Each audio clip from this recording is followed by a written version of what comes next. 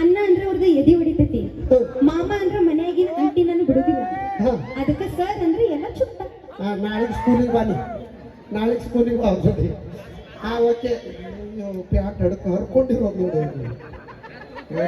ಯಾಕೆ ಇನ್ನೂ ಭಾಳ ವಿಚಾರ ಮಾಡತ್ತಿ ಪ್ಯಾಂಟ್ ಬಗ್ಗೆ? ಹೌದಿಲ್ರಿ ಹುಡುಗರ? ಭಾಳ ಹಾರಾಟಿದಂದ್ರ ಪಲ್ಲವಿ ಕೆಳಂಗಿಲ್ಲ, ನಮ್ಮ ಹುಡುಗರು ಹೇಳ್ತಾರ. ಯಾವ್ದು ಹಾರಾಡ್ಲಿ ರೊಕ್ಕ ಅಂತ ಯಾಕೆ ಸಾಯ್ತಿ? ಆಗಿದ್ದನ ಬರ್ತಾ ಇದೀವಿ.